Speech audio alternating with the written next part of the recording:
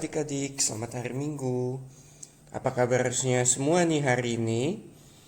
Koko harap kalian semua sehat-sehat semua ya.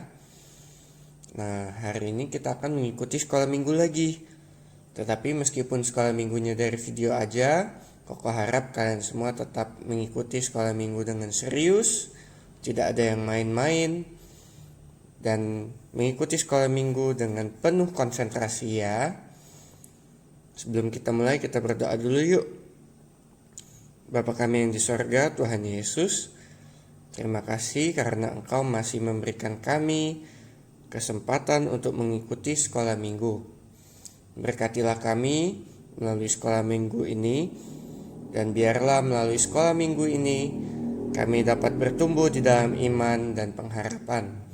Di dalam nama-Mu Tuhan Yesus, kami berdoa dan mengucap syukur. Amin. Nah, minggu lalu kita telah belajar bahwa Allah mengutus anaknya Yesus untuk menjadi juru selamat bagi umatnya.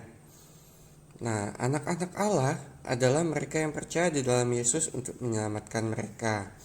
Dan kita semua adalah anak-anak Allah. Nah, firman Tuhan minggu ini menceritakan tentang seseorang yang ingin masuk menjadi keluarga Allah. Yuk kita dengerin yuk, gimana ceritanya. Pada saat Yesus sudah mulai dewasa, Yesus mulai pergi dari satu tempat ke tempat yang lain untuk menyembuhkan orang yang sakit dan mungkin untuk berkhotbah. Nah, banyak orang yang suka mendengarkan apa yang Yesus katakan. Salah satunya adalah Nikodemus. Nikodemus adalah pemimpin Yahudi yang penting. Ia mendengar bahwa Yesus mengajar dan ia pun melihat mujizat-mujizat yang dilakukan Yesus. Nah, Nikodemus ini ingin lebih lagi mengetahui tentang Yesus. Akhirnya, di suatu malam hari yang sepi, Nikodemus pergi mengunjungi Yesus. Ketika Nikodemus bertemu dengan Yesus, ia pun berkata, "Kami tahu Tuhan bahwa Engkau datang sebagai guru yang diutus Allah, sebab tidak ada seorang pun yang dapat mengadakan tanda-tanda yang Engkau adakan itu jika Allah tidak menyertainya." Tetapi jawaban Yesus membuat Nikodemus bingung, karena perkataannya demikian. Yesus menjawab Nikodemus, "Aku berkata kepadamu, sesungguhnya jika seorang tidak dilahirkan kembali, ia tidak dapat melihat kerajaan Allah." Nah, Nikodemus bingung. Bagaimana mungkin seseorang yang sudah dewasa, sudah tua, bisa dilahirkan kembali? Apakah ia harus masuk kembali ke dalam rahim ibunya dan dilahirkan lagi? Lalu Yesus pun menjelaskan kepada Nikodemus bahwa ia tidak berbicara tentang dilahirkan menjadi bayi kembali. Yesus membicarakan hal yang berbeda. Karena begitu besar kasih Allah bagi kita, Allah mengutus Yesus ke dalam dunia untuk membayar dosa-dosa kita. Allah mengutus anaknya, Yesus, untuk menyelamatkan kita semua.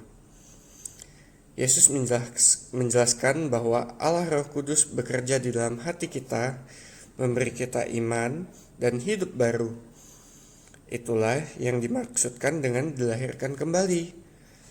Ketika kita datang kepada Yesus, kita datang dengan penuh kepercayaan bahwa Allah adalah Bapa kita di sorga. Nikodemus mendengarkan dengan seksama setiap kata-kata yang Yesus katakan. Tetapi ia masih sulit memahaminya. Akhirnya Nikodemus pun pergi, dan ia pun memikirkan semuanya itu. Nah, adik-adik, tahu nggak kalian mengapa Nikodemus memerlukan Yesus untuk menyelamatkannya? Ada yang tahu? Ya, Nikodemus memerlukan Yesus karena Nikodemus berdosa. Nah, sekarang pertanyaan selanjutnya. Tahukah kalian mengapa kita juga memerlukan Yesus sebagai juru selamat kita? Ya, benar. Karena kita juga adalah orang-orang yang berdosa. Jauh sebelum Nikodemus lahir, manusia pertama yang Allah ciptakan, yaitu Adam dan Hawa, tidak menaati Allah. Mereka berdosa melawan Bapa yang ada di sorga. Dan setiap orang yang lahir setelah itu tidak dapat menaati Allah lagi. Tidak peduli betapa kerasnya kita berusaha, kita tidak dapat menaati Allah dengan sempurna. Kita adalah orang-orang yang berdosa dan tidak dapat menolong diri kita sendiri.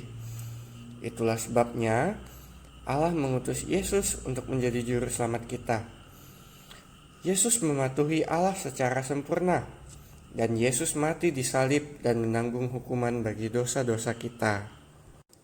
Ini adalah kabar yang sangat indah, yaitu bahwa Allah mengasihi kita dan menyelamatkan kita dan memanggil kita anak-anaknya, sehingga kita dapat menjadi keluarga Allah.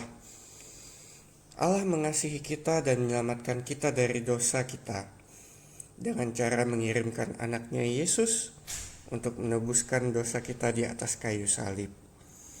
Nah, adik-adik, Koko harap kalian semua dapat mempercayai Yesus dengan sepenuh hati ya. Karena dengan demikian kita dapat menjadi keluarga Allah. Kita dapat disebut dengan anak-anak Allah. Oke? Nah, ayat hafalan kita minggu ini diambil dari 1 Yohanes 3 ayat 1a. Lihatlah betapa besarnya kasih yang dikaruniakan Bapa kepada kita, sehingga kita disebut anak-anak Allah. Jangan lupa untuk dihafalin ya adik-adik. Dan juga untuk aktivitas muridnya, jangan lupa untuk dikerjakan ya. Setelah aktivitasnya dikerjakan, aktivitasnya dapat dikirimkan ke WA ya. Nah, untuk aktivitas yang ini, nanti hatinya digunting, lalu ditempelkan ke halaman yang ini ya. Kemudian diisi nama-namanya. Oke, segini aja firman Tuhan dari Koko. Koko harap kalian semua dapat sehat terus dan dapat melakukan aktivitas kalian masing-masing dengan baik. Tetap terus jaga kesehatan, cuci tangan, terus makan buah-buahan, agar tubuh kalian sehat dan jauh dari penyakit.